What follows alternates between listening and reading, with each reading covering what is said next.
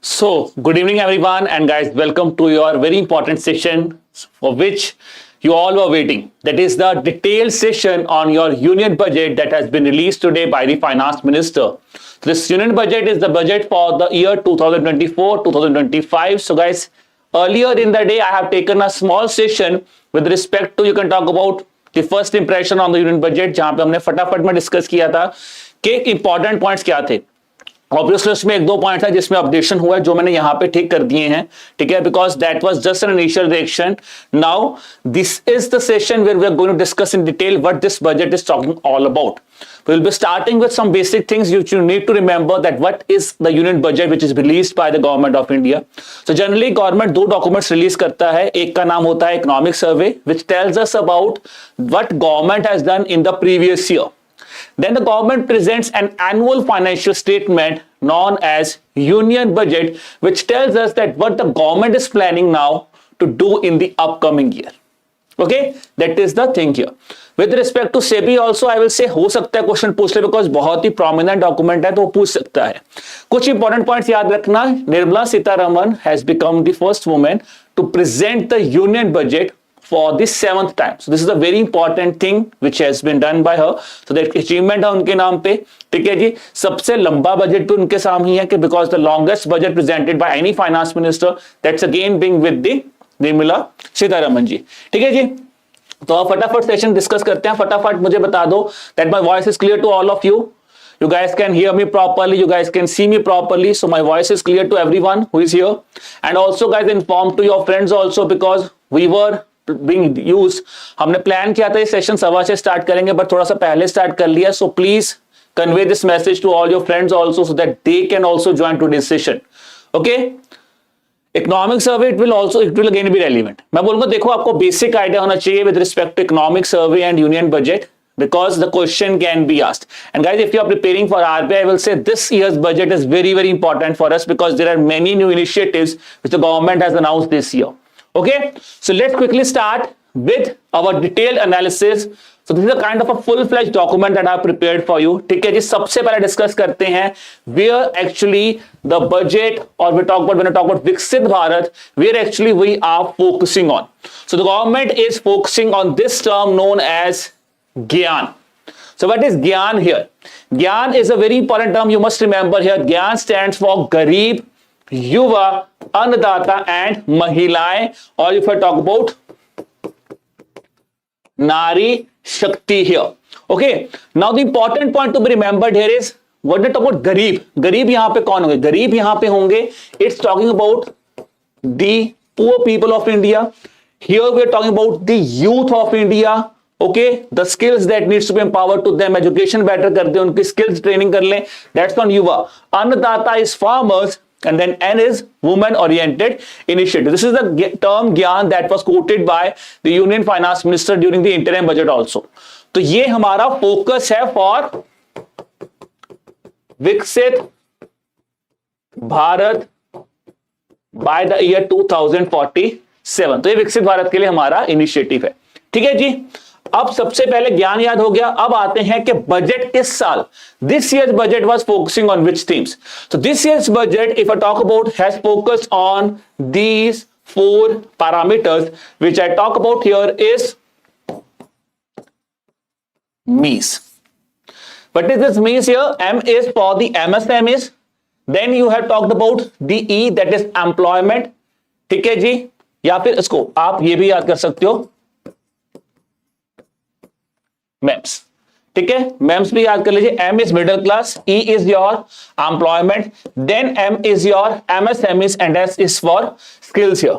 ठीक है, तो इस तरह से आप इसको याद कर सकते हो. MEMS, middle class, employment, MSMEs and skilling. So this is what the theme of this year budget was surrounding around only these things only. Okay, now for this specific thing what the government has done is, मैंने आपको शाम दोपहर की चीज पढ़ाई थी. क्या पढ़ाई थी? The 9 priorities of this year's budget, and the whole budget this year is being presented only on this 9 priorities only. So what are these 9 priorities? Let's look them one by one. First one was productivity and resilience of agriculture. Annadata, productivity and resilience of agriculture, employment and skill. improved human resources and social justice. Then we have manufacturing and your services. Then we have urban development is a component here, top part here. फिर आता है आपका urban development के बाद energy. Then comes the last part, infrastructure, innovation, research and development, and then we have the next generational reforms. So because the government is not only focusing on this year, the government said that we are planning to make not just focusing on this year but for the upcoming generations also, जैसे कि AI हो गया, बाकी चीजें होगी, उस चीज पे भी गवर्नमेंट फोकस कर रहा है. So if the students have just joined guys, I've just talked about this initial budget here. फिर दोबारा फटाफट में 9 priorities बताता हूं because ये बहुत इंपॉर्टेंट है. These 9 priorities are first of all its productivity and resilience in agriculture.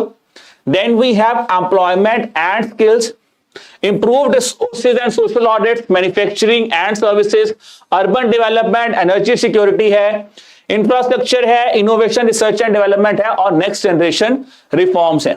Okay ji, that is the main thing you need to remember here. Okay, clear about these 9 reforms here. ठीक है जी. अब इन 9 reforms को हम लोग one by one discuss करेंगे and the whole session that I am taking with you today is based on this 9 reforms also because this is how the budget has been presented this year.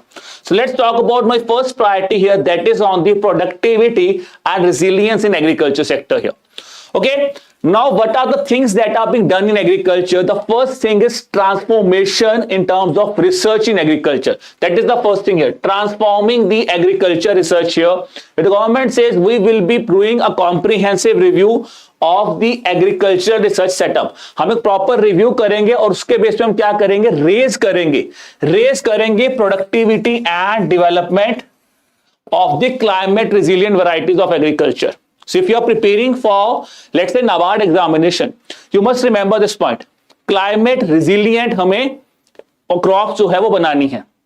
अब उसके लिए हम क्या करेंगे, we will be focusing on national cooperation policy.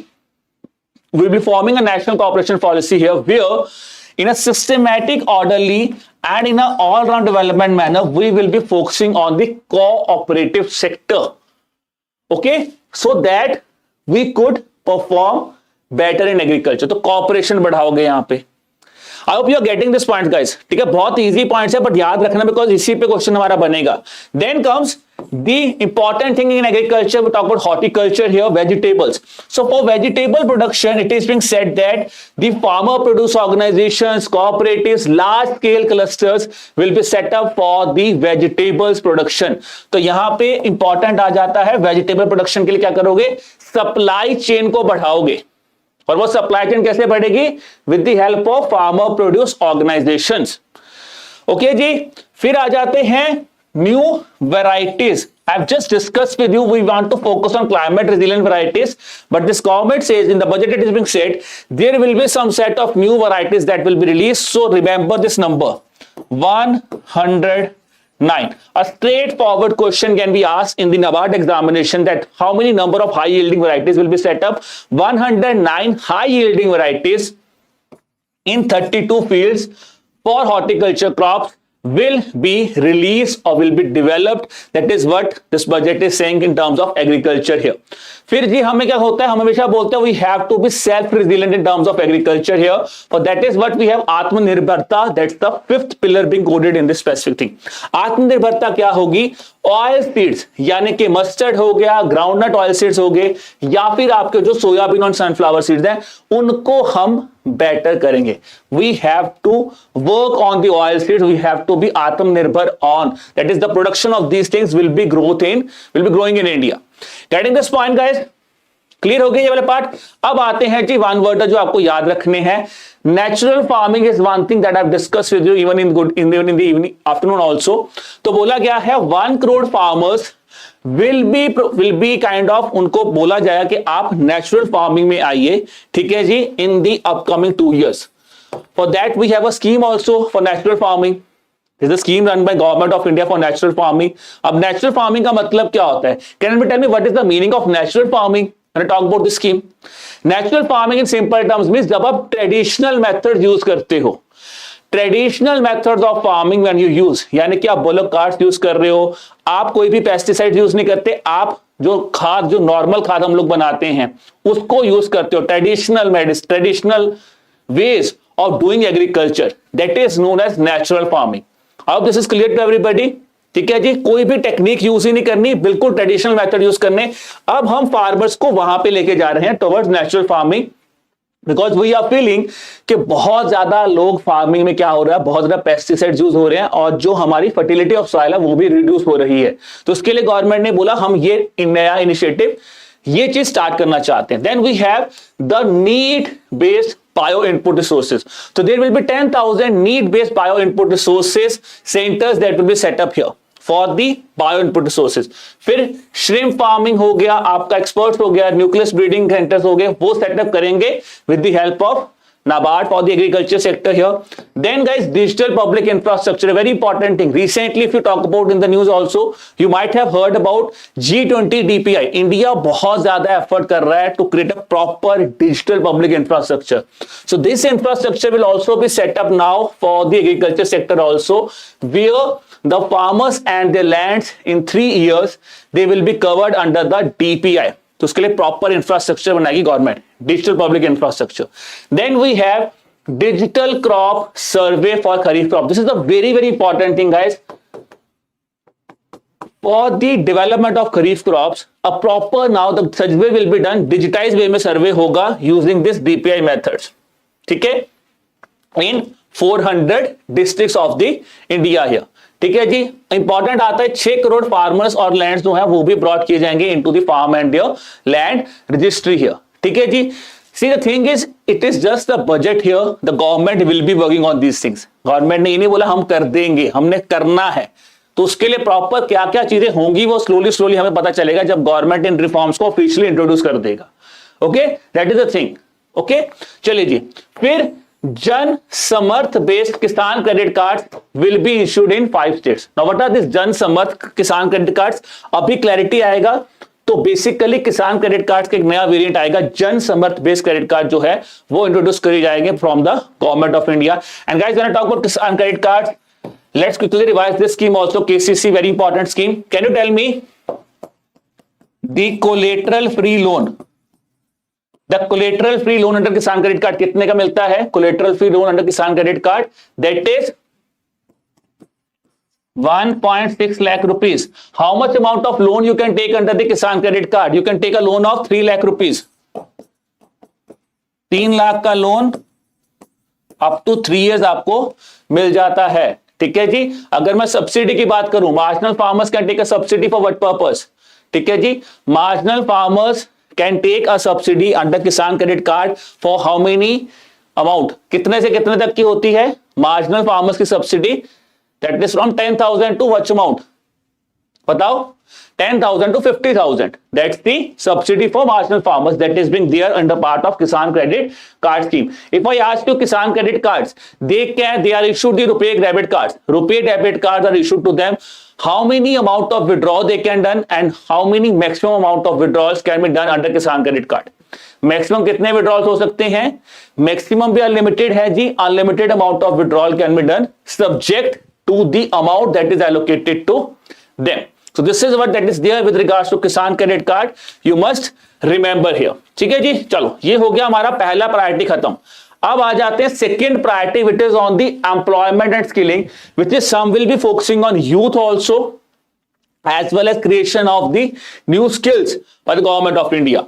So what is employability and skilling here guys? It is said that for this purpose Prime Minister's package where 5 new schemes have been announced here. And remember, it's not that all the 5 schemes are part of this specific thing.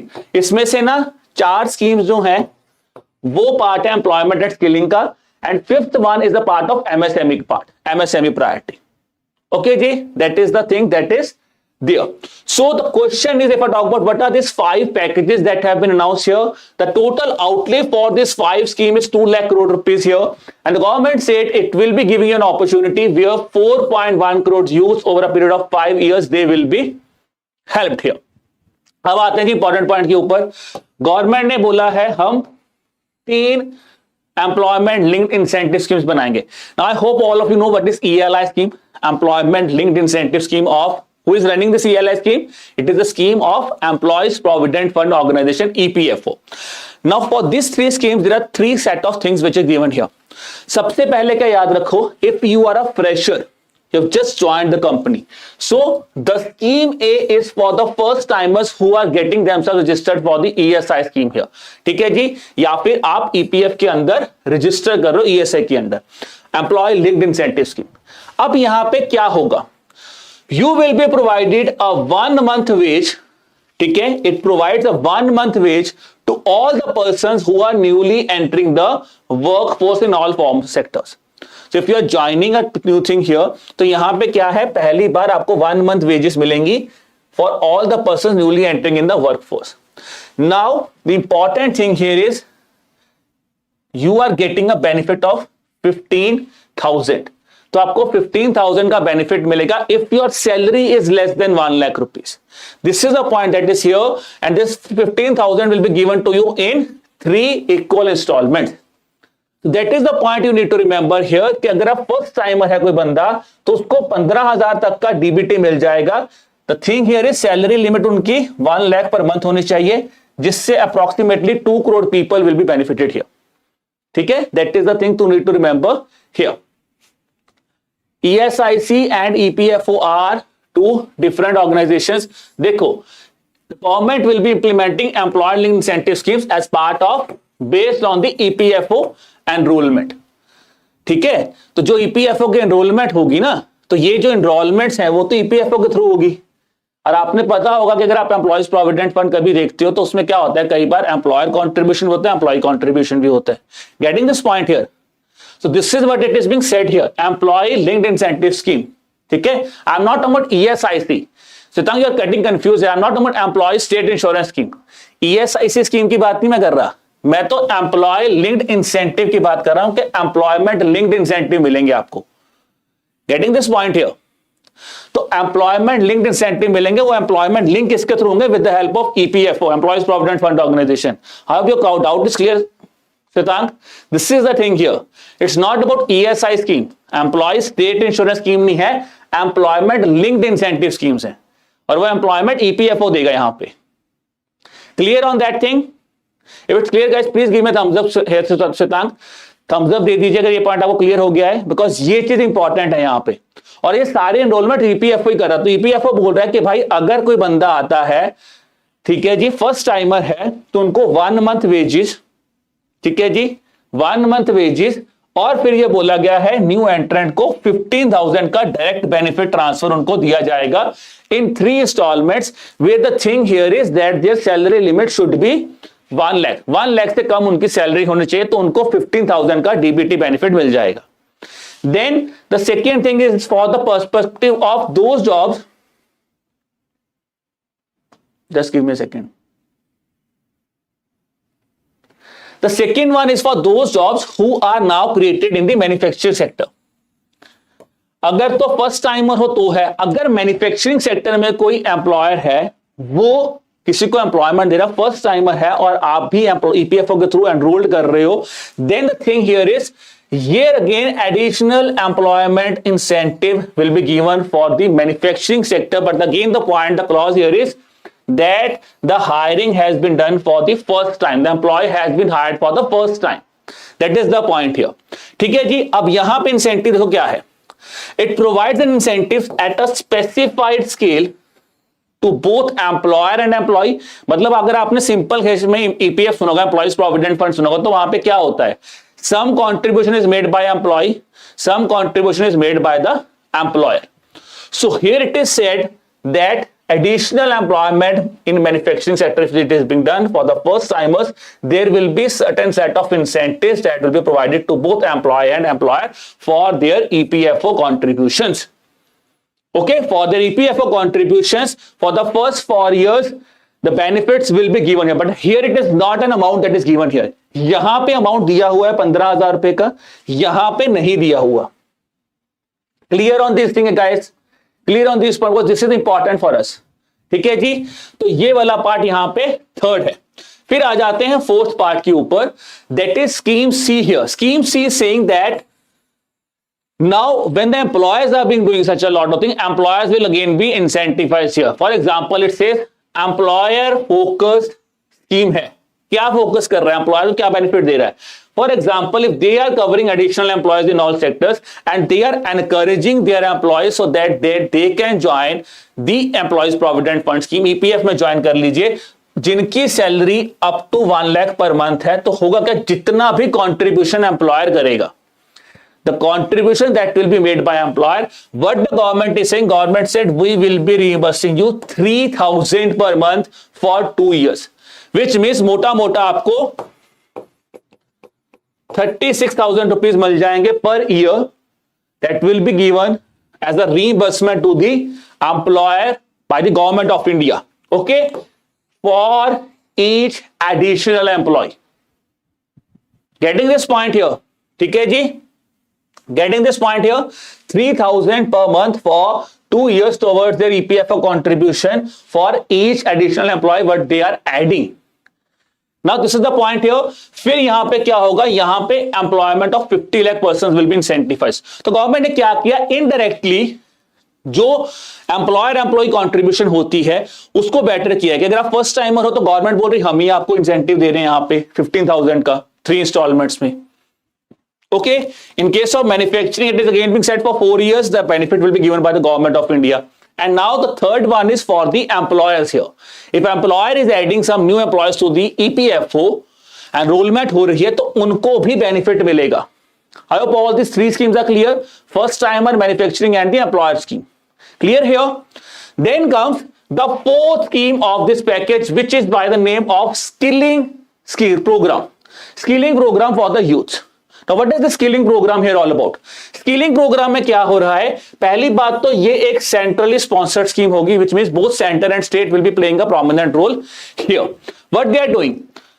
Under this scheme 20 lakh skills or 20 lakh youth will be provided skilling here, जिसके लिए आप 1000 industrial training institute के साथ काम करोगे in terms of hub and spoke model, where the focus will be on output oriented initiatives. कि किस तरह से आउटकम बेटर हो सकती है. Okay, and this courses will be designed as per the skill needs of the industry. It's not just कि कोई भी डिसाइड कर लो, the skill needs which industry wants, उसके आधार पे ये जो आपकी स्किल्स हैं वो सेटअप की जाएंगी. सो this is the 4th scheme under the PM's package with regards to 5 schemes that have been announced. So if it's clear guys, please quickly tell me in the chat section what are the 4 schemes that we have discussed here. Fresher, EPFO scheme for freshers, then employee linked incentive scheme for manufacturers, employee linked incentive scheme for your if I talk about employers, and then is the 4th scheme here, that is the skilling program here. ठीक है जी, ये थी 4 scheme. 5th one मैंने आपको बोला वो मैं MSME में आपके साथ डिस्कस करूंगा. अब आते हैं इसके अलावा गवर्नमेंट ने क्या बोला है. गवर्नमेंट ने सबसे पहले तो ये बोला है भाई कि there should be higher participation of women in the working flow. In the working women उनकी फैसिलिटेशन ज्यादा करनी है, जहां पर उन्होंने क्या बोला है, which will be facilitated by working women hostels in collaboration with industry and establishing crèches here. Okay, that is the thing here. Then comes the second part here. तो पहले तो हमें higher participation women करनी है in the workforce. How? By setting up working women hostels and crèche facilities. Then there is the term known as model skill loan scheme. So model skill loan scheme is again being seen in news here, which is said that it has been revised, where loans will be facilitated up to 7.5 lakh rupees under this model skill loan scheme, जहां पे government promoted fund जो है वो guarantee provide करेगा. ठीक है जी, and it will help 25,000 students annually for getting the loan to enhance their skills. That is the model skill loan scheme. Then comes the third important point here. For the higher education, what the government has done is, government ने बोला है for supporting the higher education, there is a loan of up to rupees 10 lakh which will be provided. The consideration here is, the condition here is that this education should be the domestic institutions. Getting this point कि आपको 10 लाख का benefit मिलेगा, but कब मिलेगा, अगर आप domestic institution में जा रहे हैं, not for international institution. I hope this point is clear. So 10 lakh is for domestic institutions with the help of e-vouchers, annual interest subventions मिल सकती है 3% की, या फिर 3% to 1 lakh students every year. So this will be done with the help of e-vouchers, annual interest subvention, ठीक है जी, but it will be only for those persons who have not availed the benefit of any other government policy. तो government क्या कहते हैं, government खुश कर देते हैं कि लो भाई सब कुछ दे देंगे, फिर गवर्नमेंट बोलते हैं रुको, अगर किसी और गवर्नमेंट स्कीम या पॉलिसी का बेनिफिट लिया तो फिर आप इसके लिए एलिजिबल नहीं हो. So let's quickly revise this point that we have discussed here. ठीक है जी, model skill loan scheme 7.5 lakh का लोन मिल जाएगा. For higher education it should be domestic, loan is 10 lakh. ठीक है जी, and they will be incentivized. How? That is by e-vouchers या फिर interest subvention here. Okay, this is the thing here. तो ये चीज होगी हमारा सेकेंड प्रायोरिटी वाला part clear. That is the regarding employment and your skilling. Clear on the second priority here. तो I hope जहां तक क्लियर हो गया. अब आते हैं फटाफट में थर्ड प्रायोरिटी के ऊपर. Third priority is on the improving human resources and social justice here. And if I talk about here यहां पे मेजर चीज देखना, मेजर पता क्या है, यहां पे गवर्नमेंट ने अपने अलायंस को खुश किया. यहां पे ये है ह्यूमन डेवलपमेंट के केस में कि गवर्नमेंट ने जनरली जितने भी अलायंस थे जो भी उनको देना था वो इसके थ्रू दिया है. How the thing is there, government said हम हर तरह के इंक्लूसिव डेवलपमेंट और pervasive type of people we will be looking into all the categories of people to provide them the benefit here. So first thing that is launched is that I have discussed in the afternoon also, that was Purvodaya plan. What is Purvodaya? Purvodaya means eastern side का plan बनाया गया for the development of the eastern side of the India here. It's not the north eastern side, it's the states are here is Bihar, Jharkhand, West Bengal, Odisha and Andhra Pradesh. ठीक है जी, all round development of Bihar, Jharkhand, West Bengal, Odisha and Andhra Pradesh. ठीक है जी, तो ये आपको याद रखने हैं. You can simply remember is that web जो. ठीक है जी, तो वाप जो याद रखना, वेस्ट बंगाल, आंध्र प्रदेश, बिहार, झारखंड एंड ओडिशा. तो इस तरह से आप इसको याद रख सकते हो. अब अगला आ जाता है जी, that is next important thing is focus. तो पूर्वोदय प्लान में पहला तो डेवलपमेंट है. कैसे होगी? Where the focus will be on human resource development, infrastructure and creating economic opportunities in this specific regions. तो ये पूर्वोदय प्लान की बात हुई थी. इसके साथ for the development part then it is being said the Amritsar Kolkata industrial corridor.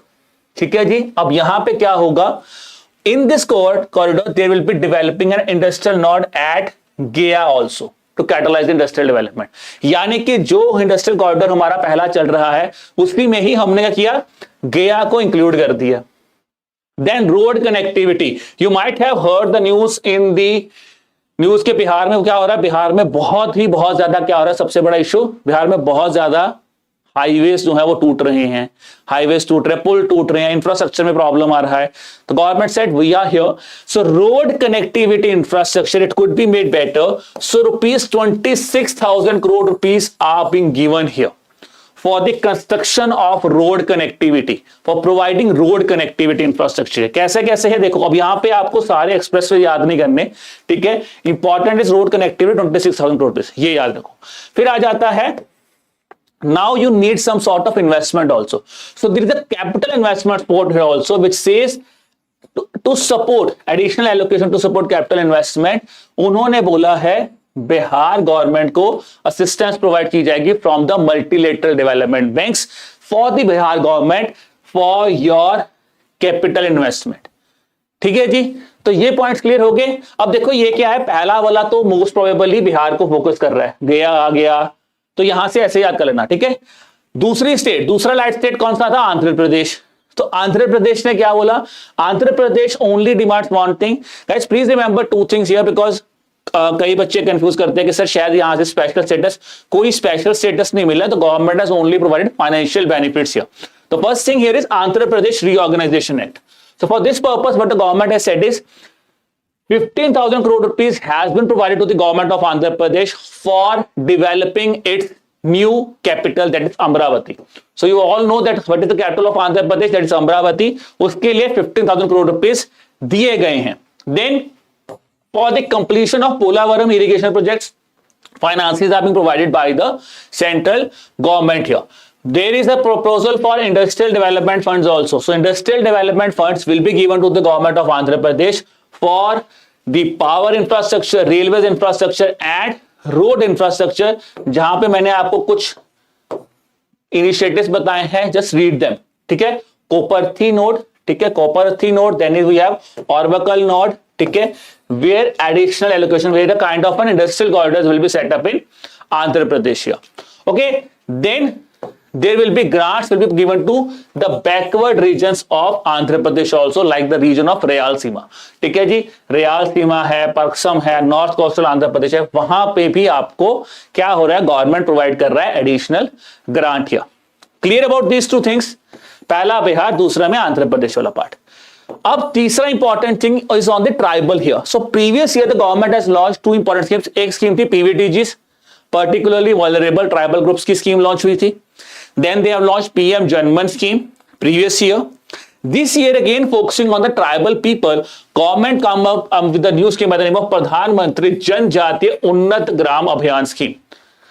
So if you are preparing this year guys, this scheme is very very important and it might be asked even in your SEBI examination अगर आप prepare कर रहे हो. ठीक है, प्रधानमंत्री जनजातीय उन्नत ग्राम अभियान scheme. It is launching a program to improve the socio-economic conditions of tribal communities. अब सोशल इकोनॉमिक कंडीशन कैसे करोगे? Where you will be benefiting around 5 crore tribal people with the saturation coverage for the tribal families in the tribal states of India or in the aspirational districts of India, where approximately 63,000 villages will be covered under this Pradhan Mantri जनजातीय उन्नत ग्राम अभियान. Clear about this thing guys. तो ये scheme हमारी हमें याद करनी है. अगला आ जाता है जी इंपॉर्टेंट थिंग कौन सी लॉन्च की है. There is an additional allocation of 3 lakh crore rupees are being given for schemes which are benefiting women and girls. So it has not been mentioned कौन सी schemes को दिया गया है. ओवरऑल बोल दिया गया है कि भाई आपको women led schemes के लिए 3 lakh crore rupees are being earmarked here. Then comes the important thing. There will be bank branches in northeastern region. So it says over 100 branches of Indian Post Payment Banks will be established in the northeastern region of India. Okay, that is the next thing that is given here. फिर आ जाता है कि rural development banks, a provision of 2.6 lakh crore rupees are being earmarked for the rural development and including the rural infrastructure in the country. तो यहां पे दो चीजें ध्यान रखनी है. Bank branches are for northeastern region, whereas the rural development is in common, including rural infrastructure is for the rural development areas. It's not for with respect to northeastern region. ये overall की बात कर रहा है. ठीक है जी, चलिए. So clear about the third priority. Now let's talk about the other important thing, that is manufacturing and services, जहां पे MSMEs के ऊपर बहुत ज्यादा ध्यान दिया गया है. Okay, so if I talk about the government, this government is really focusing on the MSME sectors here. I think in 2022 they came up with a scheme, RAM scheme. तो MSMEs को RAM पे ले गए. फिर come आई credit enhance guarantee fund scheme, credit enhance guarantee schemes for MSMEs here. Now what the government is doing is government is again focusing on the MSME sector here. जहां पे again government ने क्या किया, for the MSMEs the most important thing is they want the money so that they could set up their startups. तो उसके लिए क्या बोला गया, क्रेडिट गारंटी स्कीम लॉन्च की गई है, जहां पे आपको एक टर्म लोन की फैसिलिटी प्रोवाइड की जाएगी for the micro small and medium enterprises. Now the benefit of this thing here is that is it's a no collateral और no third party guarantee is provided here, which means the important thing is you do not have to pledge anything. तो ये पहला चीज है credit guarantee schemes के अंदर. इसके लिए क्या होगा, a self financing guarantee fund will be provided to each applicant where guarantee will be covered up to rupees 100 crore rupees here. Okay, then comes the third part here. The borrowers will have a benefit where they will be provided an upfront guarantee fee। तो borrows को क्या करना है, उनको upfront guarantee fee देनी है और annual guarantee fee देनी है on the reducing loan balance here। I hope you guys know how many of you are working in a banks here? Is there anybody who is working in a bank here, or is there anybody who is working in a financial firms who used to give loans? I think Shwetank is one person here who is working in a banking sector. Is there anybody else here who is working in a banking sector? They knows about these terms. Upfront fee क्या होती है, मैं बहुत basic बताऊंगा, ज्यादा detail में तो नहीं जाऊंगा, बहुत बेसिक टर्म्स में। आप जब भी कोई लोन करोगे ना यार, तो आपको कोई ना कोई फी चार्ज की जाती है, ठीक है। टेक्निकलिटी में नहीं जाएंगे, नॉर्मल भाषा में बताता हूं, कोई ना कोई आपको बैंक आपसे चार्जेस लेता है in terms of loan processing or something of that thing। तो उस केस में यहां पे kind of that thing if you talk about here, तो गवर्नमेंट बोलता है कि भाई आपको हमें फी देनी है, fee you will be provided here, upfront guarantee fee, ठीक है जी। और हर साल जो भी पैसा आपका बैलेंस रिड्यूस होगा उस पे भी एक फी लगती है which is charge by bank, that is known as annual guarantee fee. तो ये दोनों फीस कौन देगा, it has to be borne by the applicant. Clear on this thing. बाकी टेक्निकलिटी में Shwetank can help us, what's an upfront fee and what's a annual guarantee fee here. फिर आ जाते हैं नेक्स्ट इंपॉर्टेंट बात है, that is for the providing credit assessment for the MSME. So there will be a new credit assessment that will be created by the government of India, that will be created by public sector banks for MSMEs। तो एक नया credit assessment model बनाया जाएगा for the MSME sector here. फिर credit support to the stress MSMEs। So credit support will provided to the MSMEs at the time of stress period also, जहां पे government promoted fund जो हैं वो help करेंगे to avoid them getting into the stage of NPA, that is in the terms of non performing assets here। Then comes the other important institute of India, that is SIDBI here, Small Industrial Development Bank of India। SIDBI से के भाई हम आपके लिए क्या करेंगे, नई branches खोलेंगे, ठीक है जी, across all major MSME clusters within the upcoming 3 years here। Okay, within the upcoming 3 years here also, where 24 branches will be opened this year by this SIDBI here. अब SIDBI क्या कर रहा है, SIDBI बेसिकली आपका credit expand कर रहा है। And overall if you look at the thing with respect to MSME, the most important thing is credit has been enhanced. Credit को एनहांस किया जा रहा है, ये मेन चीज है, ठीक है जी। Then comes the next important thing, TReDS. So the turnover threshold that is mandatory, the turnover threshold TReDS का वो भी कम कर दिया गया है, that is from 500 crore rupees to 250 crore rupees, that is the turnover for threshold for trades has been reduced here। Okay जी। then important क्या था, financial support। so for setting up of 50 multi product food irrigation units in the MSME sectors and 100 food quality and safety testing labs, they will be set up here। तो इसके लिए क्या होगा, financial support यहां पे कौन दे रहा है, NABL। तो जो हमारी फाइनेंशियल सपोर्ट जो है वो किसको मिलेगी, to the 50 multi product food irradiation units as well as हमारा जो 100 food quality and safety labs हैं, जिसको कि NABL, national accreditation board for testing and calibration laboratories, so जो क्रेडिटेड हैं, जिनको वो सर्टिफिकेट मिला हुआ है, they will be getting the financial support here. Then comes the e-commerce here also. So e-commerce export hubs will be created here. अब आपने देखा होगा बहुत ज्यादा प्रॉब्लम इंडिया में क्या आता है कि इंडिया में जो एक्सपोर्ट्स है ना वो बहुत कम हो रहे हैं। जनरली हम लोग बाहर के कोई भी Amazon हो गए, बाहर के जायंट्स वो ज्यादा आ रहे हैं, तो हम अब ई-कॉमर्स के थ्रू एक्सपोर्ट हब्स बनाना चाहते हैं, which will be set up in public private partnership mode here, ठीक है, to sell the products where in international market by providing trade and export related services to the consumers here, ठीक है जी। That is the thing that is here. चलो जी, अब आ गया हमारा other important part, that is the most important. ये आई थिंक सबने सुन लिया होगा, मुद्रा वाला part. So I was yesterday taking a session here when I was explaining the मुद्रा स्कीम here। so मैंने बोला 10 लाख तक का मैक्सिमम लोन है, अब वो एनहांस हो चुका है। The thing here is if I talk about Shishu Mudra, here you have 3 type of loans, शिशु, किशोर and Tarun. so that is 50,000, 50K to 5 lakh and 5 lakh to 10 lakh। This Mudra loans are given for the non-farming activities here, ठीक है, non-farming, non-corporate activities के लिए दिए जाते हैं। अब क्या हुआ है, if it says the person has repaid the loan of Tarun, that is अगर उसने 10 लाख का लोन रीपे कर दिया है तो that person now can avail a loan up to 20 lakh rupees. That is the news, that is the point that is here. It's not that the limit of mudra has been enhanced. The only thing is if a person has repaid the loan of 10 lakh rupees, then he is eligible to get a loan up to 20 lakh rupees here under the Pradhan Mantri Mudra Yojana here. ठीक है जी, that is the fifth scheme that I was discussing with you guys. So we discuss the four schemes. Can you tell me quickly the fourth scheme that I've discussed with you? PM का जो package आया है of 5 schemes, 4 schemes I've discussed. 3 are employee linked incentive schemes: fresher, manufacturer, employer, skill program, and this is your 5th scheme, that is on internship. So internship scheme here. Now what the government is doing here is that is for the skilling better. अब क्या होगा, एक scheme बनाई जाएगी where the comprehensive training will be provided to 12 month एक internship opportunity मिलेगी in the top 500 companies of India. ठीक है जी, which will be benefiting around 1 crore youths in upcoming 5 years. Now for this training, when you are getting this training here, the government said they will be providing you internships also.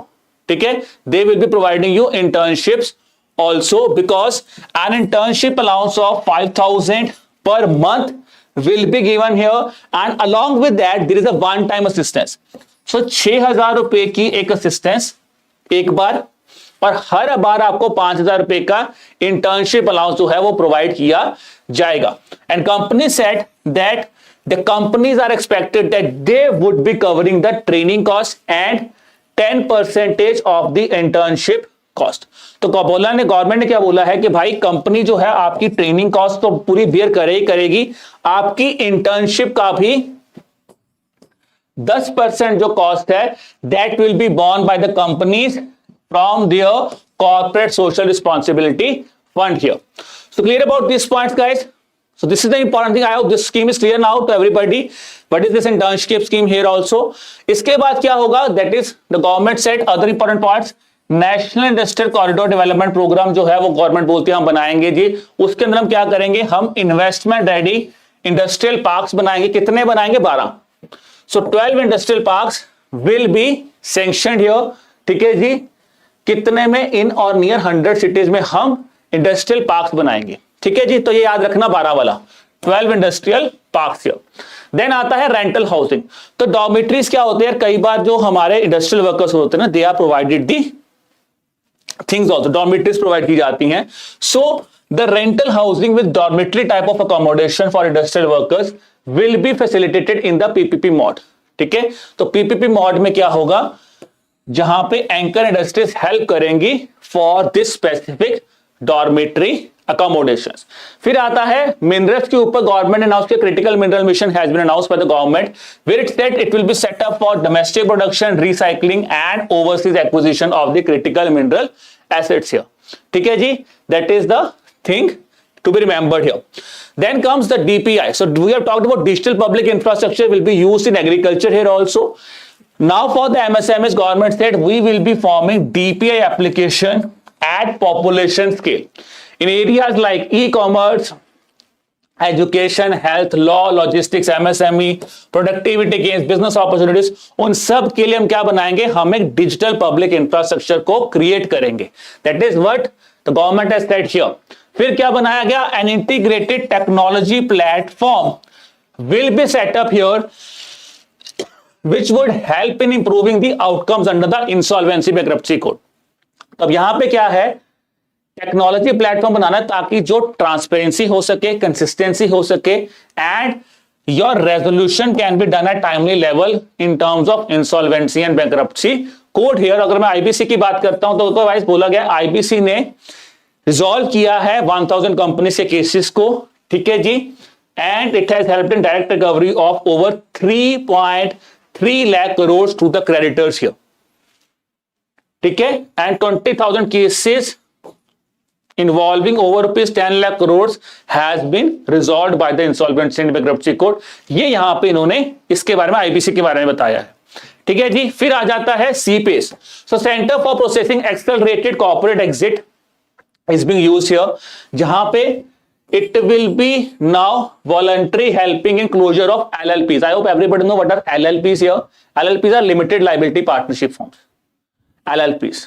ठीक है, तो उनका भी closure करने के लिए ये centre for processing accelerated corporate exit जो है वो हेल्प करेगा in voluntary closure of LLPs, limited liability partnership forms. चार डिस्कस कर ली. अब आते हैं फिफ्थ प्रायोरिटी के ऊपर. फिफ्थ प्रायोरिटी बहुत ज्यादा स्ट्रेट फॉरवर्ड है. अब ये कहीं ना कहीं आपके डिस्कस करेगा हमारे हाउसिंग सेक्टर पे ज्यादा है. जैसे कि सबसे पहले बोला गया stamp duty. Stamp duty, it says it will be encouraging because stamp duties are being levied by the state government, not by the center. So here center is kind of requesting here, that is it says कि आप lower कर दीजिए stamp duties for the property which is purchased by the woman here, and it is encouraging states. It's not implementing, it's encouraging states कि आप कर दीजिए. फिर street market बनाई जाएगी. आई थिंक सबने सुना होगा स्ट्रीट मार्केट. गवर्नमेंट बहुत ज्यादा एफर्ट भी लेके आ रहा है स्ट्रीट मार्केट्स के ऊपर. तो स्ट्रीट मार्केट्स के लिए गवर्नमेंट ने क्या बोला है, to support the development of 100 weekly haats और स्ट्रीट फूड हब्स. हर साल 5 अगले साल में सिलेक्टेड सिटीज में आप 100 वीकली हाट्स और स्ट्रीट फूड हब्स सेटअप करोगे. फिर आ जाता है अगला जी, transited oriented development. So transition oriented development के लिए गवर्नमेंट ने क्या बोला है, we will be creating a development plans for 14 large cities which have a population of above 30 lakh. तो उनके लिए क्या करेगा, ट्रांजिशन ओरिएंटेड डेवलपमेंट पे काम किया जाएगा in terms of urbanisation. Then comes water management. तो वहां पे वाटर सप्लाई, सीवेज में ट्रांजेक्शन, सॉलिड वेस्ट मैनेजमेंट, उनकी सर्विसेज जो 100 लार्ज सिटीज हैं उन पे काम किया जाएगा.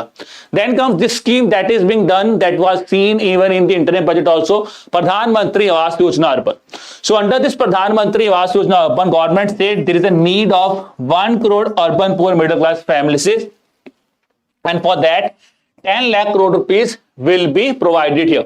Now remember one thing guys, आवास Yojana urban 2.0 is set to be released, क्योंकि जो पुरानी आवास योजना अर्बन थी वो तो अभी खत्म हो चुकी है और गवर्नमेंट ने आई थिंक दिसंबर में शायद खत्म भी हो जाएगी. तो गवर्नमेंट ने अब टारगेट सेटअप कर दिया, तो ऑब्वियसली बात है आवास योजना अर्बन एक्सटेंड होगी. और ये लिखा गया है आवास Yojana urban 2.0, which means you can expect कि within the upcoming month government will be launching this specific scheme with the proper guidelines here.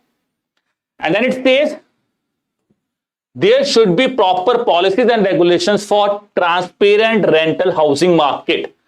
Which means when I talk about rental market, when you're going to the rentals here, there should be a proper transparency in terms of rents also.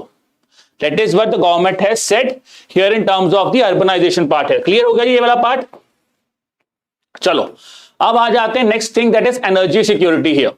So in terms of energy security, government talks about first about the energy transition pathways which will be created here.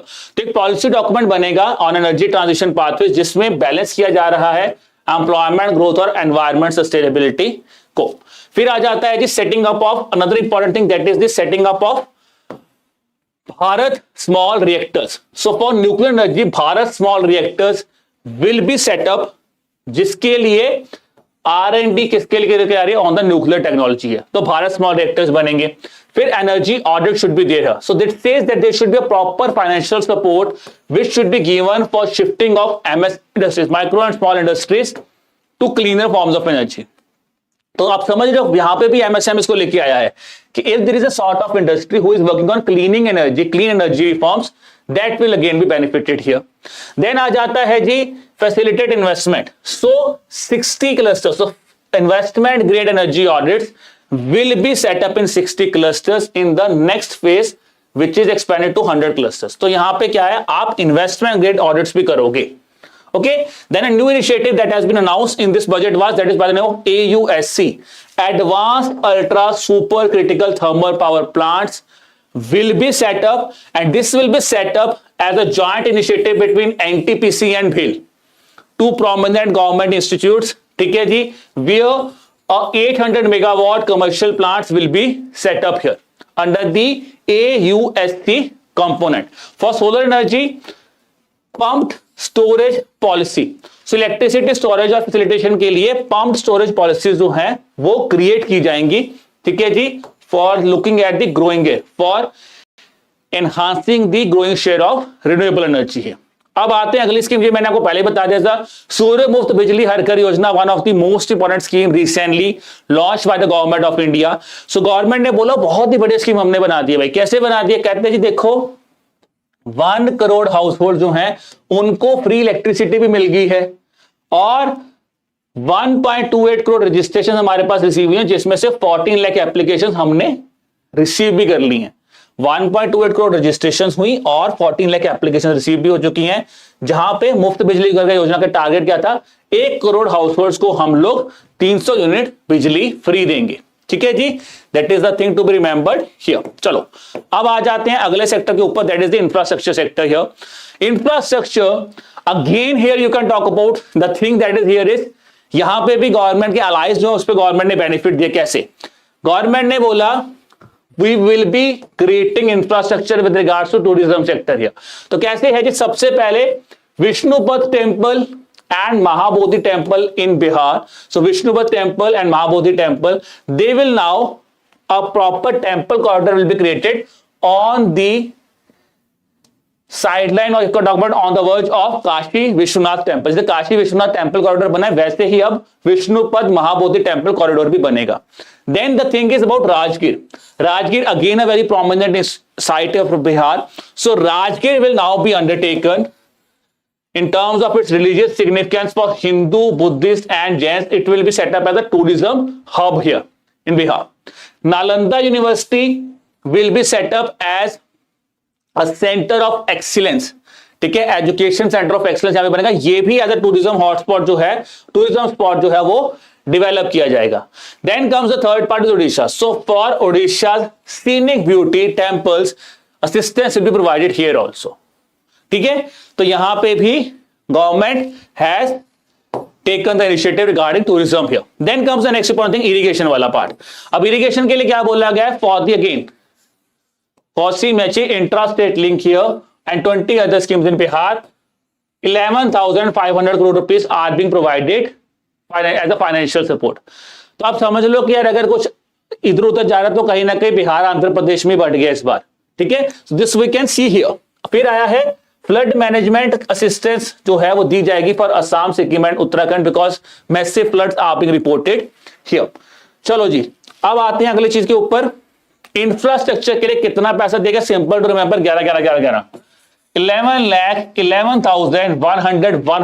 11 crore rupees are being earmarked for the infrastructure sector, which is accounting for 3.4% of the GDP here. Then it says 1.5 lakh crores will be provided to the states as the long-term interest-free loans. ठीक है जी, पिछली बार भी government ने दिए थे, अब भी दिया है। थर्ड पॉइंट तो remember this is the thing, now the phase 4 of प्रधानमंत्री ग्राम सड़क योजना will be unveiled bye the government of India, way government says we will now be connecting 25,000 rural habitations that will be connected under the प्रधानमंत्री ग्राम सड़क योजना 4। अभी मैंने कौन सा पढ़ाया था? प्रधानमंत्री आवास योजना अर्बन 2.0। अच्छा, इसके अंदर कितने हाउस होल्ड बना रही है government? How many houses government is targeting under Pradhan Mantri Awas Yojana urban 2.0? Quickly tell me guys, quickly कितना है जी? How much amount guys? Can you tell me how much? कितने घर बना रहा है? फटाफट यार, थक गए हो? 1 crore, absolutely right. 1 crore, 1 CR, absolutely right. चलो जी, आगे आ जाते हैं। हमारा 8th पिलर के ऊपर हम पहुंच गए, that is on the innovation sector here, innovation research and development here. And for innovation the government has simply announced this thing here. First of all, government said we will be creating now an Anusandhan National Research Fund for the basic research and prototype development. फिर we will now be working towards space economy here, but the government says venture capital funds of rupees 1,000 crores will be set up for expanding the space economy, that is 5 times in the upcoming 10 years. This is what we are focusing on the space sector here. फिर private sector driven research, तो obviously पता हम लोग private sector को लेके आ ही रहे हैं, with the financing pool of 1 lakh crore is created for the innovation sector here. फिर आ जाता है जी आपके नेक्स्ट जनरेशन रिफॉर्म्स क्या हो रहे हैं? The most important thing we government is focusing on ULPIN, और जिसको आप बोलते हैं Bhu Aadhaar, Bhoomi Aadhaar, unique land parcel identification number is being set that where all land will now be covered under this thing here. फिर आपका मैप सब डिविजन जो है वो important kind of thing is government is trying to create a linkage here and kind of creating a transparency here. ठीक है जी। So linkage will be given for farmers registry, there will be establishment of land registries that will be set up here. फिर क्या हुआ, land records के लिए government ने बोला है in urban areas also land record should be digitised with the help of geographical mapping here. फिर आ जाता है कि लेबर को रिलेटेड क्या बोला गया, सबसे पहले बोला गया जो हमारा ई श्रम पोर्टल है उसको क्या किया जाएगा, it would be integrated with other portals of the government of India where the objective is we want to provide a one stop solution here। फिर आ जाता है जी एक ओपन आर्किटेक्ट डाटाबेस बनाया जाएगा for changing labour markets and the skills required for that। Mechanism will be set up for connecting the job applicant and the potential employer based on the skill provided here। फिर आ जाता है जी आपका FDI and overseas investment. So foreign direct investment और overseas investment के लिए government ने क्या बोला है, there will be simplification in terms of FDIs and it will help in promoting opportunities for using Indian rupee as the currency for overseas investment. जिसका prime example क्या आप समझ रहे होगे, we are now utilising UPI। हमने France में utilise किया UPI, क्या आप UPI के थ्रू पेमेंट कर दो, UAE में भी स्टार्ट किया है। तो what government is hinting you here is that we want that our currency should be utilise the foreign countries also. This is what the government is focusing here. फिर एक scheme है जी NPS Vatsalya scheme. वो basically क्या है, the parents used to kind of invest in this scheme by the name of NPS वात्सल्य for their minor children। अब बोला ये गया है कि अगर आप जब ये स्कीम आपकी खत्म हो जाएगी तो आप इन्हीं कॉन्ट्रीब्यूशन को NPS में कन्वर्ट कर सकते हो। This is what is being given under the NPS Vatsalya scheme. Then for new pension scheme that is it is the solution that is a solution that addresses the relevant issues, protects the common citizen। तो ये आपका बोला है कि जो new pension system है भाई वो अभी सही है क्योंकि वो काइंड ऑफ आपको एक फिस्कल प्रूडेंस जो है वो प्रोवाइड कर रही है। ठीक है, so this is all about your 9 priorities here। Now let's quickly talk about the budget estimates or the budget data that has been given here। It is a kind of factual information जो आपको रट्टा मारनी पड़ेगी। If you are going for an examination, I will say this is the data you have to cram here। तो total receipts कितनी है, 32.07 lakh crore rupees. Expenditure net tax receipt दिया हुआ है, याद कर लेना। अब आता है फिस्कल डेफिसिट। फिस्कल डेफिसिट है 4.9%। इंपॉर्टेंट, गवर्नमेंट बोल रहा है हम इसको अगले साल तक 4.5% पे ले आएंगे। This is the first point to be remembered among this very important point। Then comes capital expenditure remains untouched at 11.11 lakh crore rupees here। तो 11.11 लाख करोड़ पे आपका जो कैपिटल एक्सपेंडिचर है वो भी सेम है as per the previous year. अच्छा, एक क्वेश्चन मैं आपसे होमवर्क पूछ रहा हूं, that is in terms of core inflation. What is the target of core inflation that is been given by the finance minister. तो कोर इन्फ्लेशन कितना वो आपको मुझे बताना है। चलिए जी, ये यार अगेन डाटा है, इसको प्लीज एक बार याद कर लेना, पढ़ लेना, that will think here. Now comes the next important thing, that is taxation reforms here। The government said we will be reviewing the Income Tax Act 1961 in the upcoming 6 months। So there will be a review of Income Tax Act here। Then TDS has been simplified with terms of indirect tax। If I talk about here, तो यहाँ पे ये changes किए गए हैं। अब यहाँ पे मैं आपको सिर्फ ये चीज बोलूंगा, यहाँ पे करना क्या आपको, अगेन यार ये रट्टे वाला पार्ट है। It's again a kind of a clarification that you have to do here. ठीक है, so basically government says that is they have exempted the cancer medicines from custom duties। ठीक है जी, that is the thing here। Then the basic custom duty on mobile phones has been reduced by 15% here। custom duty on gold reduce कर रही है 6% पे और platinum पे 6.4% के ऊपर। फिर बोला गया है कि the capital goods जो है वो exempt किए जाएंगे for the manufacturing of solar cells and panels here। Then let's talk about direct taxation here। Now how many of you are working candidates here? How many of you are working candidates here? Because आप सब लोग भी यहीं पे आके रुक जाते हो कि यार गवर्नमेंट यहाँ पे क्या करेगा डायरेक्ट टैक्सेशन में। ठीक है जी, तो सबसे पहले तो गवर्नमेंट ने क्या बोला है, if you are investing in a market, mutual funds में करते हो चाहे स्टॉक मार्केट में करते हो, तो आपके लिए यहाँ पे 2 चीजें हैं। Short term gains will now being getting a taxation of 20%। ठीक है, तो अगर शॉर्ट टर्म कैपिटल गेन है तो वो आपको 20% मिलेगा।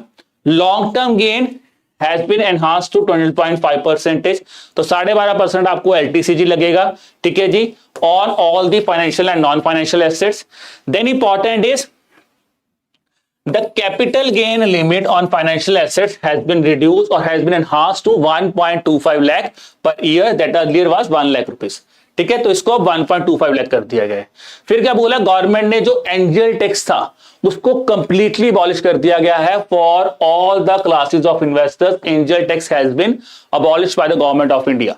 फिर सिंपल टैक्स रिजीम्स कर दिए गए हैं। और अगर मैं बात करूं इंपॉर्टेंट थिंग यहां पे, corporate tax rate on foreign companies has been reduced from 40% to 35% here. Then in terms of personal income tax, if I talk about here, the important thing is standard deduction has been enhanced from 50,000 to 75,000, but remember it's been done only under new regime, not under old regime। New regime में आपका जो standard deduction है वो 50,000 से 75,000 कर दिया गया है। देन फैमिली पेंशन जो है वो रिडक्शन इंक्रीज कर दी गई है फ्रॉम 15,000 टू 25,000 रुपीज हियर। और ये आपका नया टैक्सेशन स्लैब रेट है 0 to 3। पहले यहां पे शायद 3 to 6 था, फिर 6 to 9 था, फिर 9 to 12 था ओल्ड रिजीम में। अब इसको चेंज कर दिया गया, 3 to 7 है, 7 to 10 और 10 to 12 रुपीज है। Okay, this is the taxation rate here. This is not something that you have to cram, बस इसके बारे में यहां पे थोड़ा सा समझ लेना, बस पढ़ लेना। ठीक है, स्टैंडर्ड डिडक्शन का मतलब होता है जी अगर आप कभी भी इनकम टैक्स पे करते हो तो let's take an example, at present 7 lakh तक न्यू टैक्स रिजीम में आपको टैक्स नहीं देना पड़ता। So standard deduction, if you are eligible for paying a tax, you are given a provision of standard deduction. मतलब कि अगर आपकी 7 लाख इनकम है तो 7,75,000 तक अब आप टैक्स नहीं पे कर पाओगे, बिकॉज आप 75,000 का स्टैंडर्ड डिडक्शन भी क्लेम कर सकते हो। This is the standard deduction meaning here. ठीक है, तो ये गवर्नमेंट ही देता है डिडक्शन आपको। ओके, और अगर आपका 7 लाख से 8 लाख से ज्यादा पैसा बन जाता है, 7,75,000 से ज्यादा रुपीस बनते हैं, तो आपको टैक्स कैसे दिया जाएगा? Tax is in this perspective here. तो टैक्स आपको इस हिसाब से मिल जाता है। ठीक है, this is basically for working professionals. ठीक है, जो सैलरीड क्लास है चाहे प्रोफेशनल्स हो, अगर आप टैक्सेशन इनकम में आते हो तो वो चीज है। तो ये पॉइंट होता है। ठीक है, that is a thing to be remembered here. चलो जी, then let's talk about guys, this is just an images that I am sharing with you here. ठीक है, करंट अकाउंट के बारे में बोला गया है। फिस्कल डेफिसिट मैंने आपको पहले ही बता दिया, बोला गया कि नॉन परफॉर्मिंग एसेट्स जो हैं वो हमारे कम हुए हैं। तो इनको जस्ट एक बार आप गो थ्रू कर लेना, that's the only thing I will से। बस इसको गो थ्रू कर लेना और ज्यादा आपको इन डेप्थ नहीं जाना है। ठीक है जी, just give me a second. चलो, तो ये सिर्फ गो थ्रू कर लेना। If I talk about the income government is getting in terms of, remember income tax act. ठीक है, income tax is contributing maximum here 19% जो है वो इनकम टैक्स कॉन्ट्रीब्यूट करता है। उसके बाद आता है आपका GST and other taxes, then comes your corporate tax which is contributing 17% here. ठीक है जी, then if I talk about in terms of payment, ठीक है जी, गवर्नमेंट का पैसा जा कहां पे है? तो मैक्सिमम पैसा गवर्नमेंट का कहां पे जाता है? In terms of interest payment, central sector schemes. ठीक है, यहां पे मैक्सिमम पैसा जाता है। और सबसे कम कहां पे जा रहा है? We can talk about in subsidies, that 6% is going up. Then guys, in terms of money that is being allocated here, so Ministry of Defense को सबसे ज्यादा पैसा दिया गया है, Ministry of Communication को, जो पिछले कई साल से हम लोग देख रहे हैं। Just give me a second guys। तो Ministry of Commerce and Industry को इस बार कम पैसा मिला है। ठीक है, in terms of major ministries here। चलो जी, फिर आ जाता है allocation to major schemes here. NREGA को दिया गया है 86,000 crore rupees is being given for the MG NREGA scheme here. Then if I talk about research and development projects के लिए 1200 crore rupees are being given by the government of India. So this year I will say guys one scheme that might be important will be PLI for pharmaceutical industry. For that government has allocated 2,143 crore rupees here. ठीक है जी, that is the thing here. Borrowing से ज्यादा है, बच्चे कह रहे हैं यहां पे।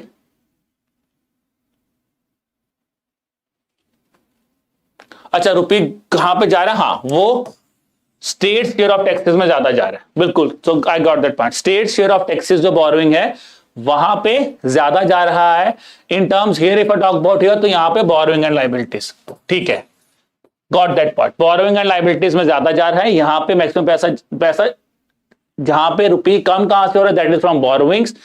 And if I talk about rupee goes, that is majorly going in state share of duties. Okay, so this is an thing here, तो ये याद रख लेना। फिर मैंने आपको मेजर स्कीम्स के बारे में बता ही दिया है। Again you can get the PDF, आप इनको सिर्फ यहां पे याद रख लेना, ठीक है जी। Then line of credit for idea scheme, again 3,849 crore rupees are being given here, और डीबीटी के लिए 1,500 करोड़ रुपया आपको दिया गया है। So this is all about your budget guys. So I hope you have like this video. If you have really liked this video guys, do let me know about that in the chat section as well as in the comment section also, कि आपको समझ लगी सारा का सारा budget, this year's budget, because I will say this budget is very very important for your examination. So do let me know about that also. And अगर आप YouTube पे देख रहे हो तो अच्छी बात, अगर आप कोर्स के स्टूडेंट हो guys then also I will say, या फिर सेबी की तैयारी कर रहे हो तो मैं बोलूंगा यार इन वीडियोस को देख लो, बिकॉज इंपॉर्टेंट है, सेबी से क्वेश्चन पूछा जा सकता है, ठीक है जी। Was prime minister's package introduce for the first time this year. देखिए प्राइम मिनिस्टर का पैकेज तो आत्मनिर्भर भारत पैकेज भी था, ठीक है ना। तो ऐसा कोई लाइन ये तो नहीं लिखा गया कि पहली बार ही प्राइम मिनिस्टर का पैकेज इंट्रोड्यूस किया गया है। तो this is not being written anywhere कि पहली बार ऐसा कोई पैकेज इंट्रोड्यूस हुआ है, ठीक है। बजट में देखो इनिशियली तो नहीं लिखा था, बाकी ऑब्वियसली जब हम डिटेल पढ़ेंगे तो अगर मिला ऐसा पॉइंट तो हम बता देंगे रौनक, ठीक है। अभी तक कोई ऐसा पॉइंट नहीं मिला कि पहली बार कोई ऐसा पैकेज लॉन्च हुआ है, ठीक है जी। Obviously see we will be covering PM Janman scheme, obviously हम देखेंगे, ठीक है जी। तो पीएम जनमन स्कीम मैं कवर करवा दूंगा आपको अपकमिंग सेशंस में, रैम्प स्कीम भी कवर करवा दूंगा। Which type of questions can be asked? C the thing is if I talk about union budget, phase 1 में you can expect direct questions, या फेज 2 में क्या होगा कि आपको बेसिकली तो इस बजट में से क्वेश्चन पूछा जाता है तो वो डायरेक्ट ही होता है।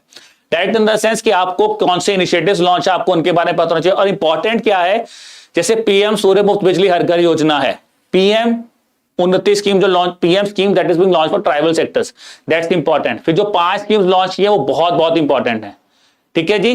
That is the thing here. Obviously शवी tomorrow, see guys I think आपने बजट पढ़ लिया है, तो कल आपके साथ हम एक और सेशन लेके आएंगे, ठीक है जी। That is on your important MCQs on union budget, ठीक है। So that will not be taken by me, that will be taken by Jaskaran sir। तो जसकरण सर कल आपके साथ एक स्पेशल सेशन लेके आएंगे जी on the important MCQs on economic survey union budget, ठीक है जी। इकोनॉमिक सर्वे का सेशन जो है वो दिवांशु सर ने कल ले लिया है, तो आप वो वाला सेशन भी देख सकते हो, ठीक है जी। So this is about this thing. So I hope guys you have enjoyed the session. So on that note, let me end the session here. I wish you all the best for the examination. Keep working hard, keep preparing hard.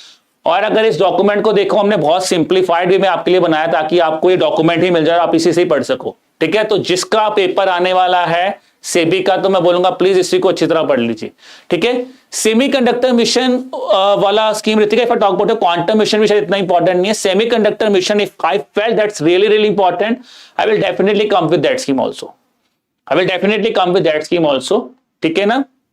क्योंकि national quantum mission, semiconductor mission, उनकी probability कम है paper में आने के chance. Obviously they are in news, तो basic आप पढ़ लीजिए। बाकी अगर लगा वी फेल्ट कि हाँ यार वो ज्यादा इंपॉर्टेंट है, कुछ मेजर चेंज हुआ, तो हम लोग उसको भी करवा देंगे इन द अपकमिंग सेशंस, ठीक है। और एक इंपॉर्टेंट अनाउंसमेंट गाइस, फ्राइडे से आपके जो रिवीजन सेशंस हैं वो भी स्टार्ट हो रहे हैं, ठीक है। So remember Friday 7 PM everybody was asking me sir schemes का सेशन कब होगा, तो आपका स्कीम्स का जून का सेशन स्टार्ट होगा जी 7 PM from Friday, that is 26 जुलाई। तो 26 जुलाई को प्लीज नोट कर लीजिए, 7 बजे से आपका जून वाले रिवीजन सेशंस भी स्टार्ट हो जाएंगे, जो कि आरबीआई स्पेसिफिक सेशंस जो हैं that will be taken now by us, okay जी। PLI schemes I will definitely say कोई स्कीम होगी, जैसे पीएलआई स्कीम है तो वो भी मैं देख लूंगा, जो इंपॉर्टेंट होगी वो भी पढ़ लूंगा। एडवांस बैटरी वाली इतनी इंपॉर्टेंट नहीं है, ठीक है जी। डिस्क्रिप्टिव सेशन होगा डेफिनेटली, कल डिस्क्रिप्टिव सेशन भी होगा, बट एक अदर सेशन भी होगा on the important MCQs on union budget, ठीक है जी। चलो, so guys this is all about the session, ठीक है। बाकी अगर आपको फिर भी कोई भी डाउट है बजट में, तो obviously feel free to ask me your doubt by dropping me an email, that is at hello@edutab.co.in. ठीक है जी, or you can have a call with me on the number 8146207241. बाकी जी सेशन कब होगा, देखिए budget जो है आई थिंक ऑलमोस्ट हम लोग ट्राई करेंगे जितना जल्दी से जल्दी करेंगे. By tomorrow you will be getting the date notification. कल तक आपके कोर्सेज की डेट नोटिफिकेशन हो जाएगी. Most probably by next week we will be uploading both this documents. ठीक है जी, of union budget also as well as economic survey comprehensive document. So till then keep working hard, keep preparing hard and wish you all the best. और इसको आराम से समझो, video दोबारा देख लो, चाहे 2x पे देख लो, पर देखो जरूर, समझो जरूर, बिकॉज ये बहुत बहुत बहुत इंपॉर्टेंट डॉक्यूमेंट है if you are preparing for the examination. चाहे वो सेबी है, आरबीआई है, नाबार्ड है, कोई भी एग्जाम है, इसको देखो जरूर. और प्रेजेंटेशन कैसा लगा, सेशन देख के कैसा लगा, मजा आया नहीं आया, तो ये भी मुझे फटाफट बता दो in the comment section. On that note, have a good sleep and I wish you all the best. Bye bye.